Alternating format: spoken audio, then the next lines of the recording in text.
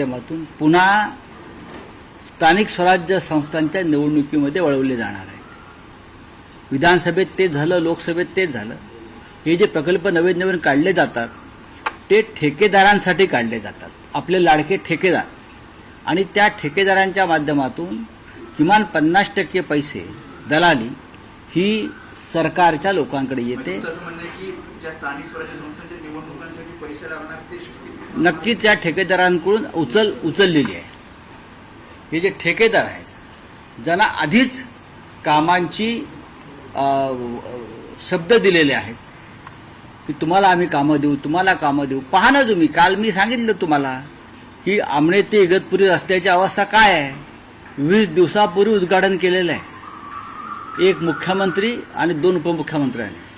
ठेकेदाराने किती निकृष्ट दर्जाचं काम केलं आहे हे आपण कालही पाहिलं आहे. आता हा जो नवीन ड्रीम प्रोजेक्ट आहे देवेंद्र फडणवीस यांचा, महाराष्ट्राचं ड्रीम प्रोजेक्ट एकच असू शकेल, ते म्हणजे या महाराष्ट्रातून अडाणीला हाकलून देणं. हेच महाराष्ट्राचं ड्रीम प्रोजेक्ट आहे. ज्या पद्धतीनं महाराष्ट्रासह मुंबईतल्या सगळ्या योजना अडाणी आणि गुजराती व्यापाऱ्यांच्या हातात दिल्या जात आहेत, अगदी वीज वितरणापासून ते वीज बिल कलेक्शनपर्यंत, महाराष्ट्रात कोणीच नाही आहे का? ह्यांना हाकलून देणं हे ड्रीम प्रोजेक्ट आहे. फडणवीस ते करणार आहेत का तेवढं सांगा. राऊतसाहेब, आणीबाणीला काल 50 वर्ष पूर्ण झाली आणि त्यानिमित्तानं जो कार्यक्रम आयोजित करण्यात आला होता, देवेंद्र फडणवीस राज्याचे मुख्यमंत्री यांच्याबरोबर उपमुख्यमंत्री एकनाथ शिंदे उपस्थित होते. उपमुख्यमंत्री अजित पवारांनी कार्यक्रमाला उपस्थित राहणं टाळलं. पण शिंदेंचं असं म्हणणं आहे की बाळासाहेबांनी या आणीबाणीला सशर्त पाठिंबा दिला होता. लोकशाही मूल्य चिरडली जाणार नाही अशी ती अट होती आणि त्या अटीवरच बघा, एकनाथ शिंदे हे तेव्हा गोधडीमध्ये रांगत होते. आम्ही कॉलेज जीवनामध्ये होतो, आम्हाला जास्त माहिती आहे. वारंवार बाळासाहेबांकडून ज्या गोष्टी आम्ही ऐकलेल्या आहेत, सशर्त बिनशर्त सोडून द्या.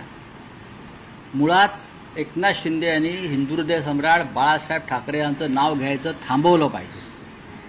त्यांनी मोदी मंत्राचा जप केला पाहिजे, त्यांनी अमित शहा मंत्राचा जप केला पाहिजे.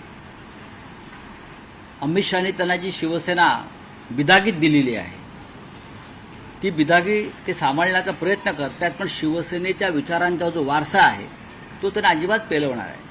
आणीबाणीला माननीय हिंदू हृदय सम्राट बाळासाहेब ठाकरे यांनी देशाला शिस्त लावण्यासाठी पाठिंबा दिला.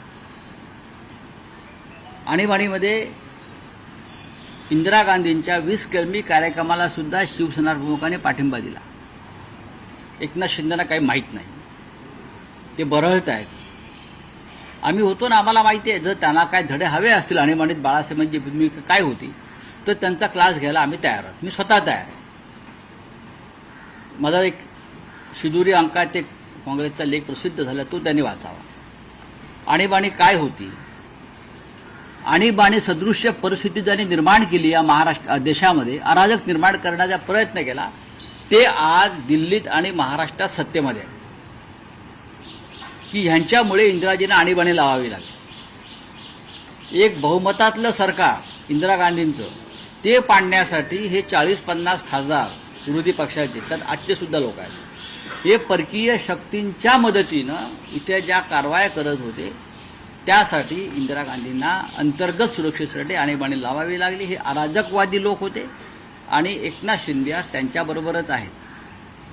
तेव्हाही त्यांचं काम पक्ष फोडणं, अस्थिरता निर्माण करणं, पैशाच्या ताकदीवरती दादागिरी करणं, हे तेव्हाही यांना परकीय पैसे मिळत होते, आताही मिळतात. आणि त्यांचे एक हस्तक म्हणून एकनाथ शिंदे काम करतात. राऊतसाहेब, माळेगाव सहकारी साखर कारखान्यात अजित पवार आणि त्यांच्या पॅनलला निर्वेळ यश असं मिळालेलं आहे, ज्यात 21 पैकी 20 जागा अजित पवार यांच्या पॅनलला मिळाल्या आणि स्वतः अजित पवार हे कारखान्याचे चेअरमॅनही बनलेले. हो, एका कारखान्याचे चेअरमन राज्याचे अर्थमंत्री आणि डेप्युटी सीएम बनतात, ही ऐतिहासिक गोष्ट आहे. शरद पवारांच्या पॅनलचा पराभव केला. बघा की शरद पवारांचा पॅनलचा पराभव किंवा जे तावरे आहेत त्यांचा पॅनलचा पराभव, 500 कोटी रुपयाचं आमिष दाखवलं बागदार खान. हे 500 कोटी रुपये अजित पवार आपल्या खिशातले देत आहेत. नाही ना. हे 500 कोटी रुपये तुम्ही सरकारच्या तिजोरीतूनच देणार आहात ना. बाकी इतर सर्व प्रकल्प तुम्ही रोखून ठेवलेले आहात, पैसे नाही. राज्यावर कर्जाचा भार वाढतोय, पण आपल्या एका गावातल्या कारखान्यासाठी ते 500 कोटी रुपये द्यायला तयार आहेत. यालाच साध्या सोप्या भाषेमध्ये सरकारी पैशाचा अपव्यय आणि भ्रष्टाचार म्हणतात. बोले आपका क्या है? सर, एक प्रश्न आहे, भास्कर जाधवांसंदर्भातला प्रश्न आहे की भास्कर जाधव सतत अलीकडे जी विधानं करतात आजही त्यांचं स्टेटस आहे ते असं म्हणतात, वेळीच एखाद्या व्यक्तीची किंमत समजून घ्या, वेळ गेल्यावर पश्चाताप करत बसणं वाया आहे. आणि दुसरं ते असं म्हणतात, दिवा जळत असतानाच तुपाची गरज असते, विझल्यानंतर तूप ओतण्यात काही अर्थ नाही. चांगली आहेत वाक्य, म्हणजे इंटरेस्टिंग वाक्य आहेत. पूर्वीच्या मराठी साहित्यामध्ये वि स खांडेकर, नासी फडके, ना. स. इनामदार, श्रीनाथ पेंडसे असे जे सगळे लेखक होते त्याच्यामध्ये असे खूप अलंकारयुक्त वाक्य आणि भाषा होत्या. आणि भास्कर जाधव चांगले वाचक आहेत, त्याच्यामुळे त्यांची भाषा जी आहे ही अत्यंत वैभवशाली भाषा आहे. नाही, पण राऊतसाहेब हे सिग्नल्स आहेत असं वाटतं. नाही, मला माहिती. कारण ज्या पद्धतीनं भावनिक स्टेटमेंट करता आहेत, अलीकडे नाराजी व्यक्त केलेली आहे, त्यांच्या या नाराजीची किंवा भावनिक काही स्टेटमेंट्सची पक्ष नेतृत्व काही दखल घेणार म्हणजे आहे का? दखल घेणं म्हणजे काय असतं, जरा मला समजून सांगावं मीडियाने. म्हणजे त्यांच्याशी काही संवाद, कारण ते म्हणजे असं काय का असतं? का असं त्यांच्या भूमिका मांडतात किंवा असं भावनिक का झाले? भूमिका कारण मांडण्यास त्यांची जी खंत आहे, उद्धव ठाकरेंच्या मंत्रिमंडळात त्यांना स्थान मिळालं नव्हतं. योग्य उद्धव असताना. ठाकरे यांच्या मंत्रिमंडळामध्ये अनेकांना स्थान मिळालं नाही. सुनील राऊतांना मिळालं नाही, त्यांचा हक्क होता. म्हणून आम्ही रडत बसलो का? नाही, ठीक आहे, पक्षाची भूमिका आहे. सरकार आणण्यासाठी माझं योगदान होतं आमच्या कुटुंबाचं, पण सुनील राऊतांना मंत्रिमंडळात नाही घेतलं. मोजक्या जागा असतात, 3 पक्षाचं सरकार होतं, आपण समजून घेतलं पाहिजे. आमच्यापेक्षा विद्वान लोक मंत्रिमंडळात गेले, ते सोडून गेले. चाणाक्ष, हुशार, तडफदार असे लोक होते खूप. त्यांना घेण्याचा पक्षानं निर्णय केला. आम्ही त्या निर्णयात सहभागी होतो सगळे. माझ्याकडे याविषयी चांगली माहिती आहे खरं म्हणजे. नाही, पण